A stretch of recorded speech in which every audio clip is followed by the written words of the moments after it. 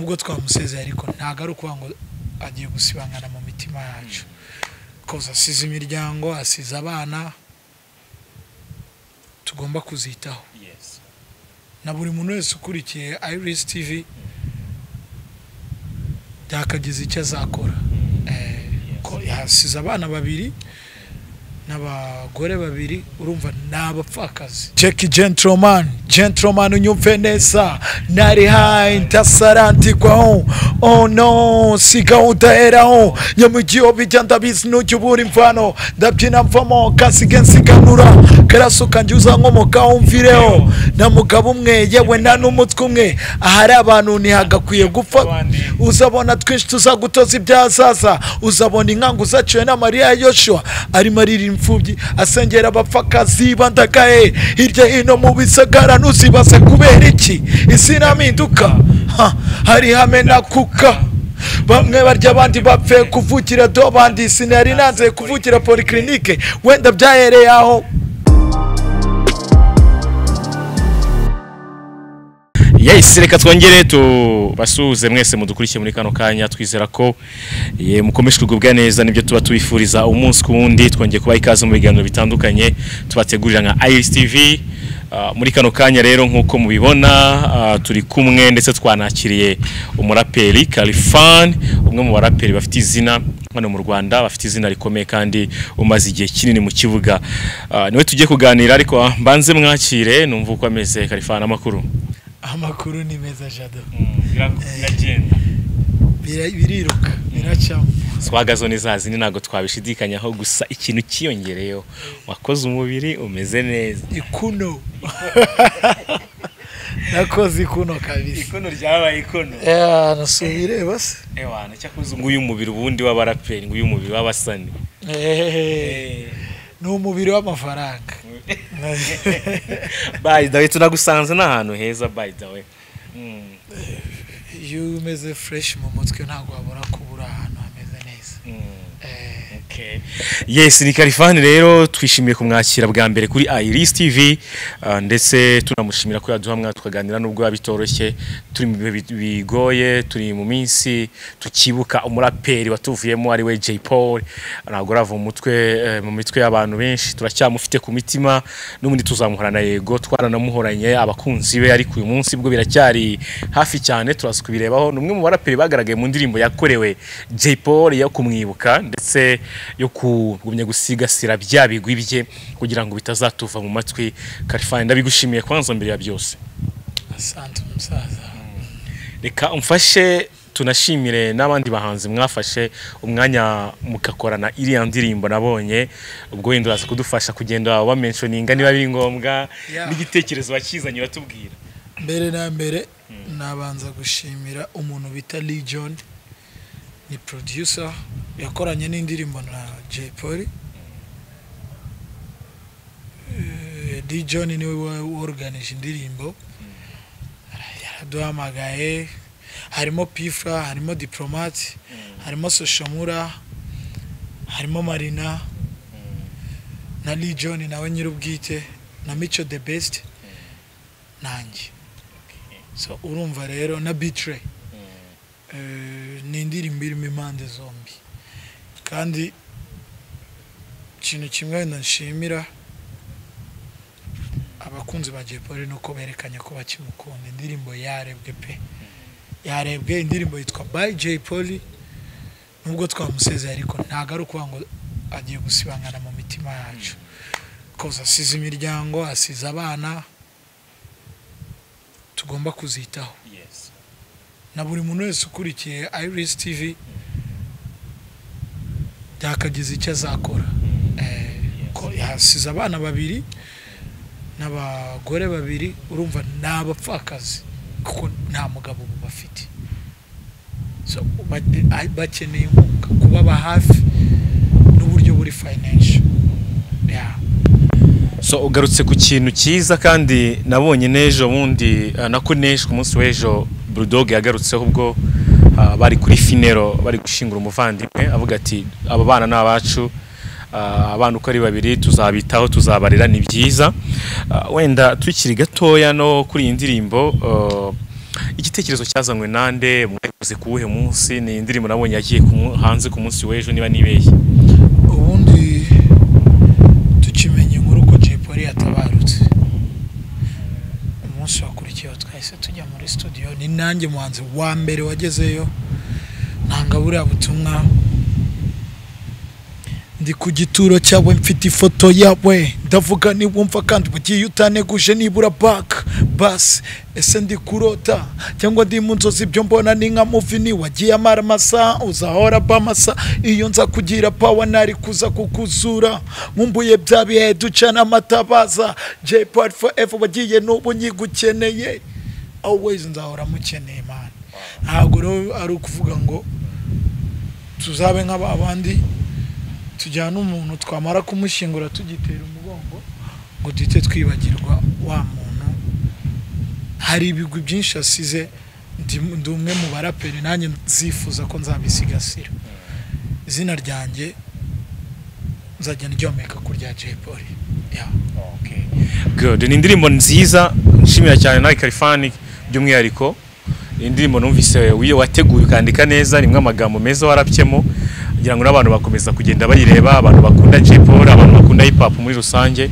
baragumya kugenda babyumva hanyuma rero Khalifan turi ku mwaka kanya ni Khalifan wabanye na Tough Gang igihe kinini ni Khalifan navuga ngo wari nko kwiberera rya Tough Gang wari ubazi bose bano bantu mwarabanye mu by'ukuri turasikureba ubundi J-Poli mu mboni ya Khalifan yari muraperi uri ku rwego yari muraperi umeze ute yari muraperi waranzwe n'ibihegwe ubyuzi wowe donc icyo hasize nicyo kingana iki muri hip hop hano mu Rwanda injyana ibuza umwami ngiye always nari wa muraperi ntago njye ngira uburyarya mvuga ibintu uko biri kandi nkabivuga uko mbyumva J-Poli yari we muraperi wa mbere mu Rwanda amateka arabigaragaza ya hip hop sibyo we na Tough Gang n'abantu bafashe na Riderman na Diplomat na Mahonibone na Babri bafashe injyana bayishyira ku rundi rwego sibyo ntabwo rero uwo muntu wakwibagirwa ibigwi bye kandi nta nubwo wanavuga ngo ni ikihe cyuhungu asize ko sinabona igisubizo nagusubiza gusa ariko nyini injyana yabuze umwami wayo mu magambo make yatanze yabuze umwami so reka noneho uduhe noneho yamboni yawe wareberagamo J-Poli mu buzima busanzwe mu buzima bwa muzika ndetse n'umunsi wa mbere muhura byagenze gute surabyibuka kuko aka kanya turimo turaganira ibiganiro bigomye kumutwibutsa bigomye gutuma tugumya gusigarana iyo shusho ya J-Poli yari muntu ki yagize uruhare rumeze gute muri muzika nyarwanda bitewe nuko buri muntu wese agiye amubona wese twaganira ariko cyane cyane nkaho umuraperi nkuko nakomeza kugira mu bivuga mwari muri kumwe kenshi J-Poli mwahuye bwa mbere gute yagufashije gute mwakoranye izihe ndirimbo wari umuzi gute mu buzima busanzwe J-Poli nari umufana we ndibuka najyaga nandika nanditse indirimbo y'ibita umupfumu uzwi biba ngombwa ko nyifata mu mutwe niba rero uwo muntu yarabashije kungira umukoroni muri ubwo buryo ntago nanjye nari kumubera umupfumu uzwi nawe yanditse oya ya dropinze indirimbo mu gihe abandi babaga bari mu masomo hari igihe nafataga ikaye nkandika yandirimbo urumva byari birenze bandashimira Bulldog twakoranye indirimbo bita ufite ninde na Fireman n'umukobwa bita Brido iyo ndirimbo niyo yatumye mpura na J-Poli nyirizina utwarawe arankuru ati wakigabanye niwe Khalifan ndambwe yego niba kubisira vasi numvishe ngo shirimo muhomeka ndambwe ni ngewe ngo akigabaye ngo haraka ngo urashaka kubika imbehe ukiri urwana rungana gutya turacyara umupeti kuki ushaka kurwanira umugati n'abasaza tuza ariko bivuga mu buryo buri black rangije arambwira ati byari muri show arambwira no twicarana yari umuntu rero bakundaga abanyempano, yafashije benshi, harimo njyewe na Marina, kuko twakoranye indirimbo bita too much. Ntabwo ari nk'ababahanzi bumvaga umuntu afite impano ngo bamupushinge banamuce n'intege, sibyo? We yaguteraga courage, kakubwira wabikora, nta kintu tukurusha, yafata umwanya, ariko ntuzanywe ibiyobyabwenge. Ibiyobyabwenge ni bibi uko yabaga kubwira. So haje no kubaho yuko twigeze gukora n'indirimbo bita amatabaza, niyo bita witiki. Mwamaze mwakora indirimbo nk'eshatu? Ni nyinshi. Iya mbere na mbere twakoze n'indirimbo bita iherezo ryiza, hari muri 2013. Ndayizi cyane. Ni indirimbo rero yavugaga ku rupfu, ariko tuvuga ati twari kumwe na Brewston. Ni indirimbo tuba tuvuga ati mu gihe wamaze ku isi wakoze ibibi cyangwa ibyiza, gusa niba ukiriho haranira kuzagira iherezo ryiza.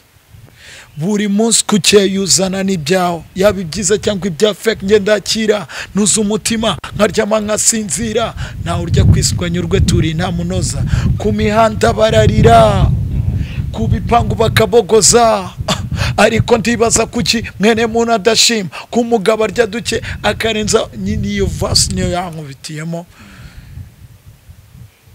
Icyo gihe nahise nshaka no kurapa nkawe mwigane, inshyire hadiko, ariko yamaye gift, yamaye gift mu buzima undi muntu wese ataguha, yo kukugira inama yabiza ubuzima no muri injyana. Izina khalifan aho rigeze nawe yabigize mu ruhare. Khalifan mu mboni yawe, Jepoli yagamwe mwabaga muri kumwe, ari muri crew ya Tough Gang cyangwa se ari mu zindi crew zitandukanye muri industry, muri studio n'ahandi, wabonaga ari umuntu wisanzuye, wabonaga ari umuntu ukunda abantu se? Donc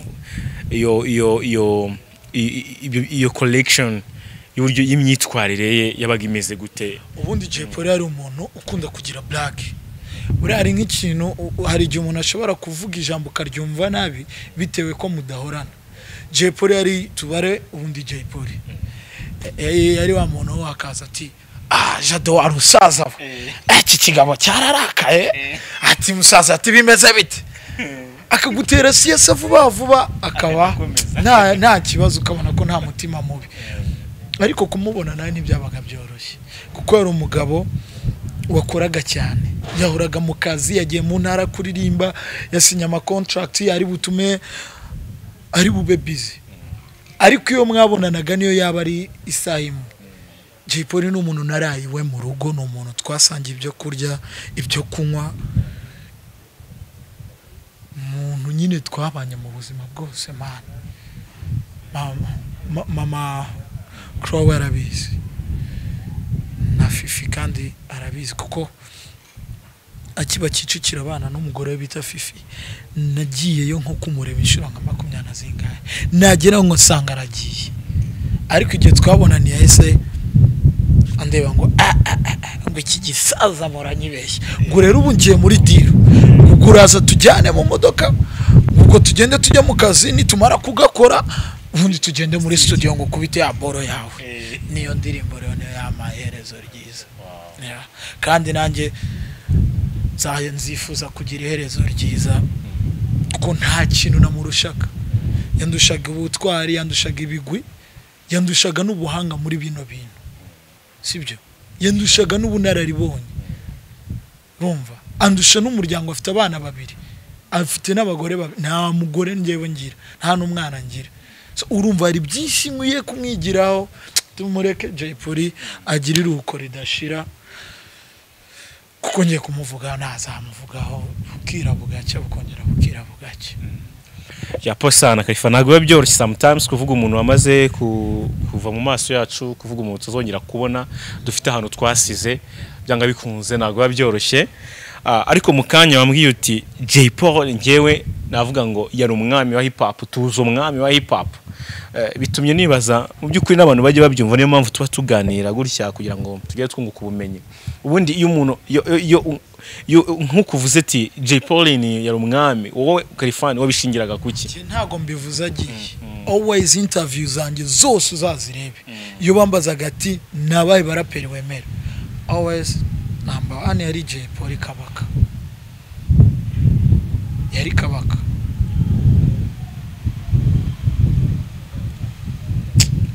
Sinzi uko nabikubwira nyine, n'abantu babigaragazaga nawe kandi urabizi. None se hari undi yafashe yanjyana ayikura ku mihanda ayishyira no mu mawufa no ku ma screen.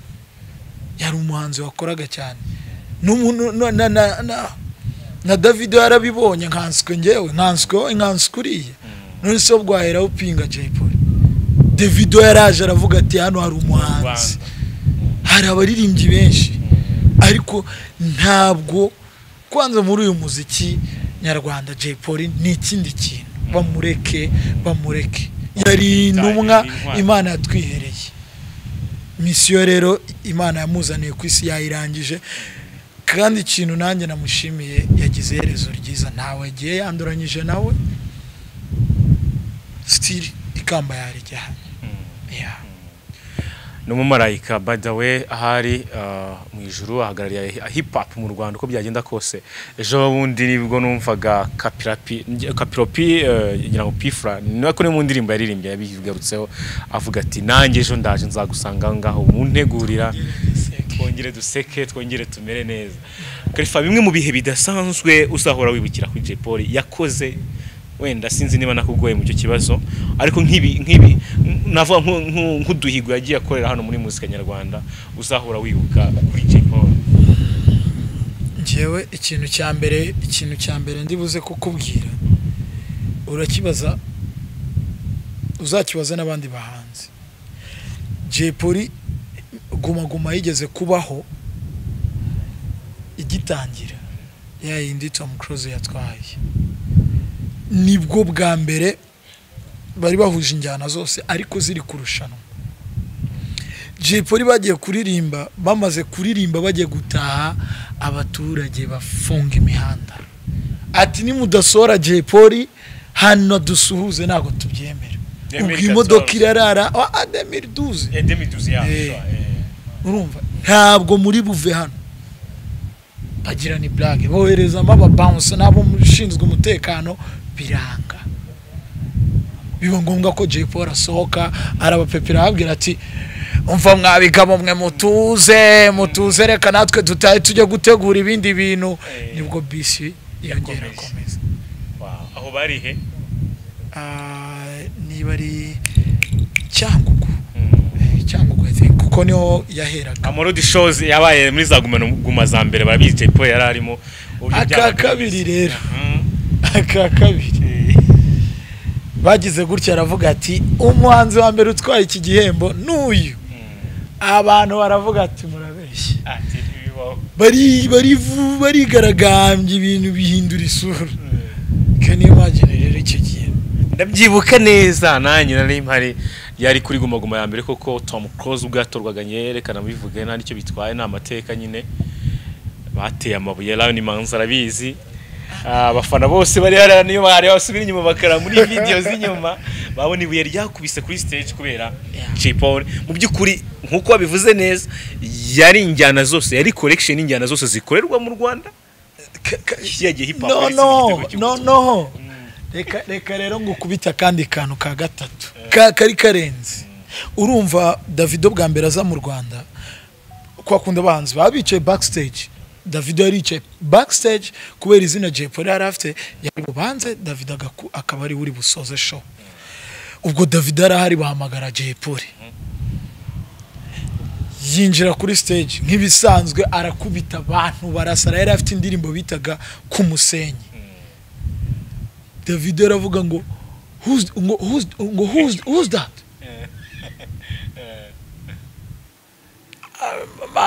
Baramubwira ngo uriya ngo ni Jay Pauline. Ati Jay Pauline ati muze kumuzana, ariko birarangira aza kujya muri club ya people. Agezeho ku musenyi nibwo ari gisohoka yakozwe na producer Fazo mani bayikinnye muri club bose barasa birasara David Rwasi uwo ninde ati nkita Jeep ari ni wa wundi ariko agenda badahuye agarutse akigera ku kibuga cy'indege itangazamakuru iri mu baje arababwira ati hari umuhanzi nasize ariko amubura kuri liste y'abanzi bari buririmbe ariko arangira amahamagara kuri stage aravuga ati hari umuvandimwe wanjye nasize hano umuvandimwe wanjye bamwita Jay Polly bakubitana ku musenyi koko niyigeze yubaka horoshye yubatse ahakomeye ni nayo mpamvu hatazananyeganyega kubera ko ibikorwa yasize byo biracyahari kandi birakomeye. Yes, hanyuma tuwenda tugiye no kuvuga kuri ingingo cyane kuvuga cyane kuri Jay turaza no gusoza wenda tubwira gato nayo ibyo uhugiyemo n'ibyo ugiye guteganyiriza mu minsi iri imbere ariko hari verse uzi mwe mu ndirimbo za Jay Paul ushobora kuba ukunda guflowing iyo bibaye ngombwa bitewe na mood urimo indirimbo nakunze ariyo nakubwiraga nandikaga high school bayitaga umupfumuzwi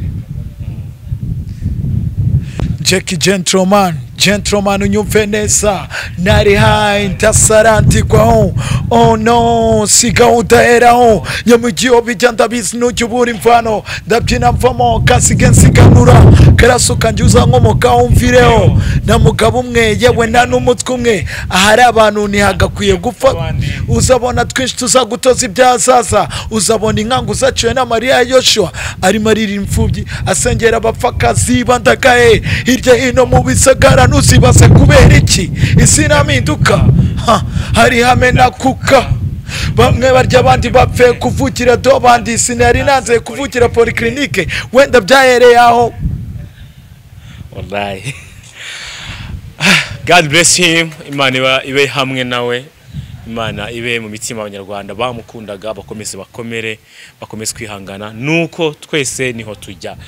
Khalifan umenye urupfu bwa mbere rwa Jay Paul umenye kwitabye Imana hari sangahe wabibwiwe nande wabyakiriye ute mu mutima wawe?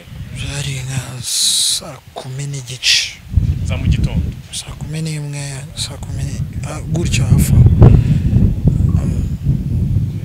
ni mugenzi wanjye bita Sia wamamagaye ambwira ati wamenye ko Jay Paul apfuye se gira ni blague mu pafone ndiryamira numvaga nyine kwa kundi bukiva mu bitotsi fone nari nayishyize muri soneri mani iri kugutwi biravuze nitabye ngengera ngo ni blague ndongera ndaryama mbyutse nko mu masaa 3 ko nari naraye mu kazi sanga umuvandimwe koko inkuru yabaye mama ako byangoye kubyakira ya kugeza ejo nibwo nabyemeye.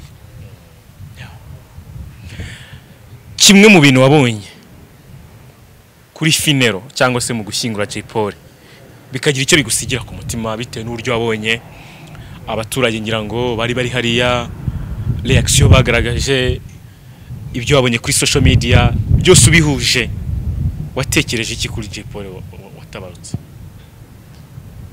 First of all icyambere nabonye Jay Paul yari umuntu udasanzwe man yari afite igikundiro umwana w'umuntu atajya apfa kubona ni ubundi iri arena na mavuta Imana kwisigira. Cya kabiri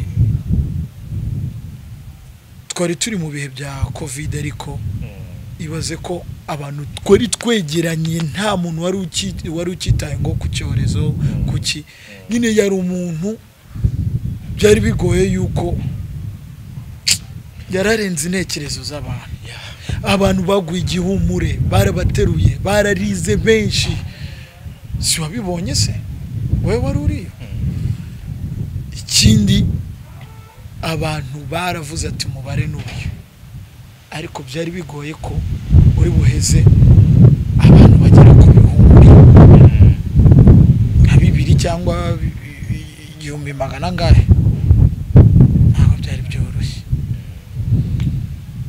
ikindi cya gatatu mbona ajya mu ikaburi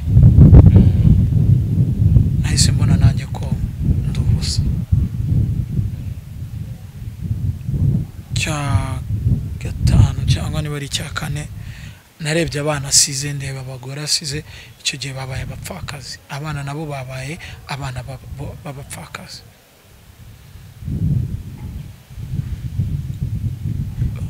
ndi umuhanko nzajya ngerageza kuba hafi famiye umuntu ukurikiye Iris TV wakunze Jay Polly ufite ubushobozi umwana yakeneye kwiga papa yakoraga kugira ngo abana babeho nawe yafataga amafaranga akajyana muri studio yari amaze kwishyura hafi album yari afite album yaribitse muri studio ariko se niba ufite ubushobozi gira icyo ukora bive mu magambo bijye no mu bikorwa kuko yaragushimishije nawe abana yabasize beraho kudasigama icyuho cyuko abana babuze umupapa niba uri umugabo babera umubyeyi mu buryo bw'uko wabanye n'umugabo w'imfura gira icyo ukora nanjye mfite icyo nzakora ariko ntabwo ari njyewe njyenyine nawe gira icyo ukora that's what it is wakwifuza kugira icyo akora ntihabura uburyo abibaza kuko hari uburyo bwinshi bwo approachinga famille so ubwo rero wenda nimero irazwi Uwera Maurice ni mukuru we urayifite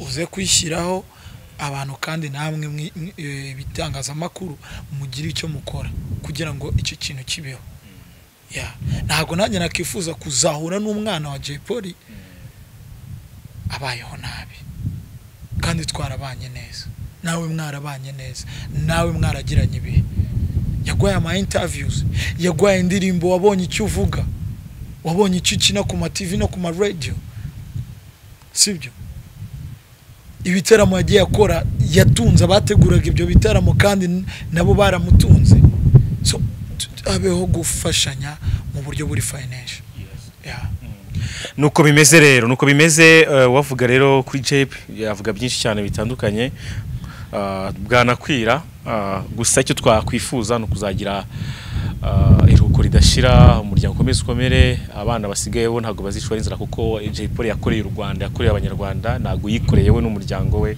imitima yubatse ni y'Abanyarwanda mu byukuri niba ubyumva arakunze hip hop warakunze umuziki nyarwanda byanga bikunze uzifuza ko ibihangano bya Jay bigenda bikandagara uzifuza ko umuryango ugenda ukandagara khalifan hanyuma rero turimo turagenda tunagana ku musozo umunsi twibanje ku musaza Jay ariko byanga bikunze nawe abantu baragukumbuye muri industry ndetse industry yawe yarantagutse isigaye uri no muri movie uri guteganyiriza iki Abanyarwanda cyane ka tujye ku muziki ndetse na wamwimerere wa hip hop nziza iremereye irimwe amagambo koko yubaka mu minsi iri imbere waduteganyiriza iki muri rusange ntago mbizi ndabanza mbanze menye ko ikiro kirangiye nimara kwakira kumuvandimwe kuko yagiye nibwo nzamenya icyo nzakora ntago ubaka kanya nzi sinzi niba mfite n'indirimbo sinzi ko ari indirimbo naririmba ikanye bageze ibi bintu byabaye nta projet ndi gutekereza nta n'ibintu ndi gutekereza usibye umuvandimwe reka dutegereze basuze mutubanze dukomere benshi nabo baracyana babaye uri tuzicara tuganiriza Abanyarwanda what is next hanyuma reka tugana ku musozo wasoza usezera abantu ugira message utanga kuri ibi byose kuko nawe nanjye nundi wese niho turi kwerekeza turi kuva mu kibuga ariko buryo umuntu agiye ari cyo asize muri rubanda icyo yakoze kizima nebyo biba byiza ari message ari impanuro wasiga utanze mbere yuko nkureka ukava kuri izi kamera zacu ikintu cya mbere dukunda Imana dusenge kuko nta muntu ubuzi igihe cye isaha n'isaha Imana kugira gutya rero reba igusanze uri mu byaha nta muntu wari ufite icyo arusha Jay Polly yaba yari afite FM yari afite n'amafaranga ariko yagiye urasigara nakumvishe rero yuko nta mpamvu yo kwibagirwa ko Imana ibaho. Iri ni isomo Imana ibiduhaye, twitegure kuko ntawuzi umunsi n'isaha. Urupfu ruraza rugatwara abarwo, ako roho zikajya ku Mana. Tube maso dusenge, numva ari ibyo ngibyo, kandi tujye dusengera abantu dukunda. Alright, reka rero nsoze nshimira khalifan mu kiganiro kizaduhaye. Twavuze bike bijyanye n'ibyazi kuri Jay Paul, ndetse ari byo mwabashije kunguka. Reka nanjye nsoze ntunga mu rya Jay Paul, tubane neza, tubeho neza. Umuntu n'ubusa se rwakira iza igahuha. Wagenza makimenye ko because tomorrow you never knows tomorrow.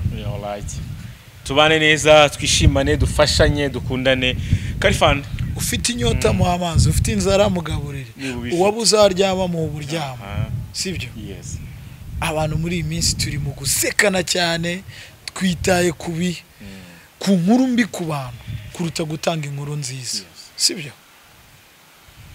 One love bro. Umuntu ahubwo asigaye yihutira ngo nguriya muntu ngo yararaburije, ngo ni fake.